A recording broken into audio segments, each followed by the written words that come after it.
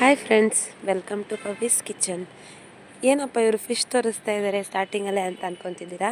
ಹೌದು, ಇವತ್ತು ನಾನು ಪಾಂಪ್ಲೆಟ್ ಫಿಶ್ ತವಾ ಫ್ರೈ ಯಾವ ಥರ ಮಾಡಬೇಕಂತ ತೋರಿಸ್ತಾ ಇದ್ದೀನಿ. ತುಂಬ ಟೇಸ್ಟಿಯಾಗಿರುತ್ತೆ. ಇದು ತುಂಬ ಆಯಿಲ್ ಏನು ಹಿಡಿಯಲ್ಲ, ಬಟ್ ತಿನ್ನೋಕ್ಕೆ ಮಾತ್ರ ಸೂಪರ್ ಟೇಸ್ಟು. ಇದಕ್ಕೆ ನಾನು ಯಾವುದೇ ಕಬಾಬ್ ಪೌಡರೆಲ್ಲ ಏನೂ ಯೂಸ್ ಮಾಡ್ತಾಯಿಲ್ಲ. ಮನೇಲಿರೋ ಪೌಡರ್ಸ್ನೇ ಯೂಸ್ ಮಾಡಿ ಯಾವ ಥರ ಮಾಡಬೇಕು ಅಂತ ನಾನು ನಿಮಗೆ ತೋರಿಸ್ತಾ ಇದ್ದೀನಿ. ನೋಡೋಣ ಬನ್ನಿ ಹೇಗೆ ಮಾಡಿದೆ ಅಂತ. ನೋಡೋದಕ್ಕೇ ತುಂಬ ಕಲರ್ಫುಲ್ಲಾಗಿದೆ ಅಲ್ವಾ? ಸರಿ ಬನ್ನಿ ನೋಡೋಣ ಹೆಂಗೆ ಮಾಡಿದೆ ಅಂತ. ಫಸ್ಟ್ ನಾನಿಲ್ಲಿ ಪಾಂಪ್ಲೆಟ್ ಫಿಶ್ನ ತೊಗೊಂಡಿದ್ದೀನಿ. ನಾವು ಯೂಶ್ವಲಿ ಯಾವಾಗೂ ಪಾಂಪ್ಲೆಟ್ ಫಿಶ್ನೇ ಪ್ರಿಫರ್ ಮಾಡೋದು, ಯಾಕಂದರೆ ಇದು ಟೇಸ್ಟು ತುಂಬ ಚೆನ್ನಾಗಿರುತ್ತೆ. ಬಾಂಗ್ಡನೂ ತೊಗೋತೀವಿ, ಬಟ್ ಅಷ್ಟು ಉಪ್ಪು ಖಾರ ಹಿಡಿಯಲ್ಲ. ಇವಾಗ ಫಸ್ಟ್ ಈ ಫಿಶ್ನ ತೊಗೊಂಡು ಎಲ್ಲ ನೀಟಾಗಿ ವಾಶ್ ಮಾಡಿ ಇಟ್ಕೊಂಡಿದ್ದೀನಿ. ಒಂದು ಪಾತ್ರೆಗೆ ಆ ಫಿಶ್ ಎಲ್ಲ ತೊಗೊಂಡು ಹಾಕ್ತಾಯಿದ್ದೀನಿ, ಯಾಕಂದರೆ ಅದರಲ್ಲಿ ಒಂಚೂರು ನೀರೆಲ್ಲ ಏನೂ ಇರಬಾರ್ದು. ನೀರಿದ್ದರೆ ಅಷ್ಟು ಮಸಾಲ ಚೆನ್ನಾಗಿ ಹಿಡಿಯಲ್ಲ. ಇಲ್ಲಿ ನಾನು ಒಂದು ಪೀಸಿಗೆ ತೊಗೊಂಡು ಉಪ್ಪು ಖಾರ ಎಲ್ಲ ಹಾಕಲ್ಲ, ಟೋಟಲಾಗಿ ಹಾಕಿ ಮಿಕ್ಸ್ ಮಾಡಿಬಿಡ್ತೀನಿ.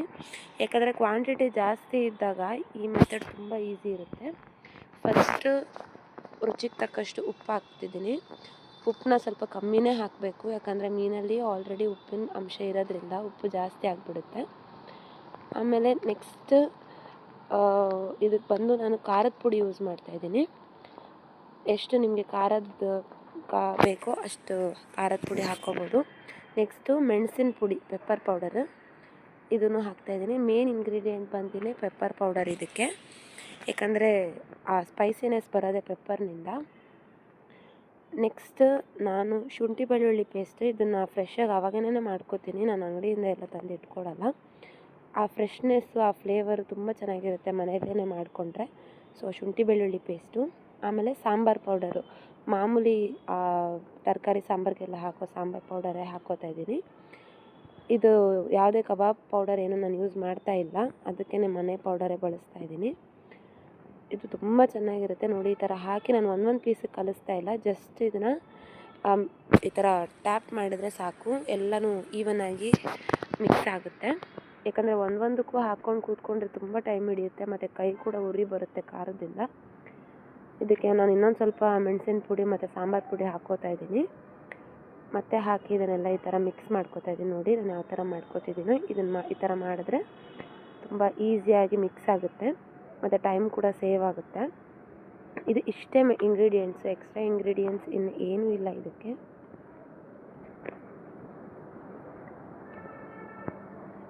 ತುಂಬ ಹೊತ್ತು ರೆಡಿ ಮಾಡ್ಕೋಬೇಕು ಆ ಥರ ಎಲ್ಲ ಏನೂ ಇಲ್ಲ ಇದಕ್ಕೆ. ಜಸ್ಟ್ ಈ ಥರ ಮಿಕ್ಸ್ ಮಾಡಿ ಇಟ್ಕೊಂಡ್ಬಿಟ್ರೆ ರೆಡಿ. ನೋಡಿ ಎಲ್ಲ ಈವನಾಗಿ ಯಾವ ಥರ ಮಿಕ್ಸ್ ಆಗಿದೆ ಅಂತ. ನಾವು ಒಂದೊಂದಕ್ಕೂ ಹಚ್ಕೊಂಡು ಕೂತ್ಕೊಂಡ್ರೆ ಲೇಟ್ ಆಗುತ್ತೆ. ಸೊ ನಾವು ಯೂಶ್ವಲಿ ಇದೇ ಥರನೇ ಮಾಡೋದು ಮನೆಯಲ್ಲಿ.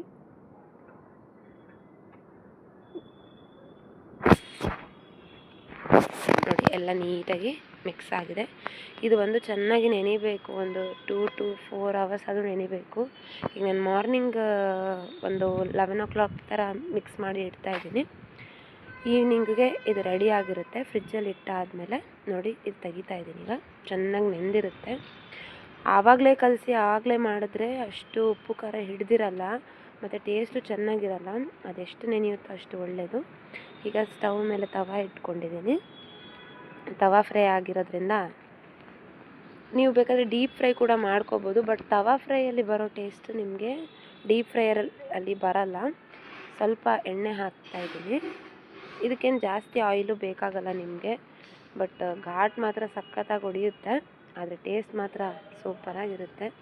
ನೋಡಿ ಈಗ ಒಂದೊಂದೇ ಫ್ರೈ ಮಾಡೋಕ್ಕೆ ಮೀನನ್ನ ಹಾಕ್ತಾಯಿದ್ದೀನಿ. ನಮ್ಮ ಮನೆಯಲ್ಲಿ ಫಿಶ್ ಫ್ರೈ ಈ ಥರ ಮಾಡಿದ್ರೇ ತಿನ್ನೋದು. ಡೀಪ್ ಫ್ರೈ ಮಾಡೋದು, ಇಲ್ಲಾಂದರೆ ಕಬಾಬ್ ಪೌಡರ್ ಮಿಕ್ಸ್ ಮಾಡಿದ್ರೆ ಯಾರೂ ಇಷ್ಟಪಡಲ್ಲ. ಮನೆಯಲ್ಲೇ ಮಾಡೋ ಪೌಡ್ರಿಂದ ಟೇಸ್ಟ್ ತುಂಬ ಚೆನ್ನಾಗಿರುತ್ತೆ. ಮೇಲೆ ಸ್ವಲ್ಪ ಆಯಿಲ್ ಹಾಕ್ಕೋತಾ ಇದ್ದೀನಿ, ಯಾಕಂದರೆ ಅದೊಂದು ಸ್ವಲ್ಪ ಫ್ರೈ ಆಗಬೇಕಂತ ಅಷ್ಟೇ. ನೋಡಿ ಈಗ ಚೆನ್ನಾಗಿ ಇದು ಫ್ರೈ ಆಗಲಿ. ಇದು ಬೇಗ ಆಗುತ್ತೆ ತವಾ ಫ್ರೈ ಡೀಪ್ ಫ್ರೈಗಿಂತನೂ. ನೋಡಿ ಈಗ ನೆಕ್ಸ್ಟ್ ಟರ್ನ್ ಮಾಡ್ತಾಯಿದ್ದೀನಿ. ನೋಡಿ ನೀಟಾಗಿ ಈವನಾಗಿ ಫ್ರೈ ಆಗುತ್ತೆ ತವಾದಲ್ಲಿ. ಇದು ಇನ್ನು 2 ಸೈಡ್ ಬೆಂದರೆ ಫಿಶ್ ಫ್ರೈ ರೆಡಿ. ನೋಡಿ ಇದು ಚೆನ್ನಾಗಿ ಫ್ರೈ ಆಗಿದೆ. ಇವಾಗ ತೆಗಿತಾ ಇದ್ದೀನಿ ಫಿಶ್ನ. ನೋಡಿ ಎಷ್ಟು ನೀಟಾಗಿ ಇಷ್ಟು ಫ್ರೈ ಆದರೆ ಸಾಕು, ತುಂಬ ಫ್ರೈ ಮಾಡೋಕ್ಕೆ ಹೋಗಬಾರ್ದು. ನೋಡಿ ಬಿಸಿ ಬಿಸಿಯಾದ ಪಾಂಪ್ಲೆಟ್ ಮೀನಿನ ಫಿಶ್ ತವಾ ಫ್ರೈ ರೆಡಿಯಾಗಿದೆ. ನೋಡಿ ಎಷ್ಟು ಚೆನ್ನಾಗಿ ನೋಡಿದ್ರೇ ತಿನ್ಬೇಕನ್ನಿಸ್ತಾ ಇದೆ ಅಲ್ವಾ? ನೀವು ಇನ್ನೇನು ಶ್ರಾವಣ ಮುಗಿತಾ ಸ್ಟಾರ್ಟ್ ಆಗ್ತಾ ಇದೆ. ಈಗ ಆಷಾಢ ಮುಗಿಯೋಷ್ಟೊತ್ತಿಗೆ ಒಂದ್ಸತಿ ಎಲ್ಲರೂ ಟ್ರೈ ಮಾಡಿ ಯಾವ ಥರ ಇದೆ ಈ ಮೀನಿನ ಫ್ರೈ ಅಂತ ಕಮೆಂಟ್ ಮಾಡಿ. ನೋಡಿ ಎಷ್ಟು ಸಕ್ಕತ್ತಾಗಿದೆ ಅಲ್ಲ ನೋಡ್ತಾ ಇದ್ರೆ. ನಾನಿವಾಗ ಟೇಸ್ಟ್ ಮಾಡ್ತೀನಿ ಯಾವ ಥರ ಇದೆ ಅಂತ. ನೋಡಿ ಫುಲ್ ಬಿಸಿ ಬಿಸಿ ಇದೆ, ಮುಟ್ಟಕ್ಕೆ ಆಗ್ತಾಯಿಲ್ಲ.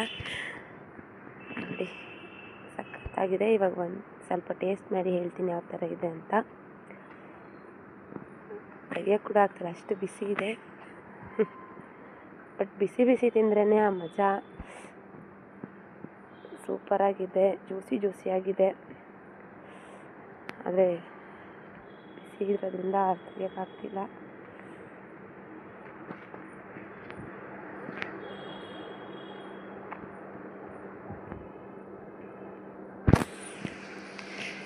ನೋಡಿ ಇವಾಗ ಸೂಪರಾಗಿದೆ ಮಾತ್ರ, ತಿಂತಾನೆ ಇರಬೇಕು ಅಂತ ಅನ್ನಿಸ್ತಾ ಇದೆ. ಯಾರಾದರೂ ಮಾಡಿ ಕೊಡ್ತಾಯಿದ್ರೆ ಸೂಪರ್. ನೀವು ಮಾಡಿ ನೋಡಿ ಯಾವ ಥರ ಇದೆ ಅಂತ ಕಮೆಂಟ್ ಮಾಡಿ, ಲೈಕ್ ಮಾಡಿ. Thank you.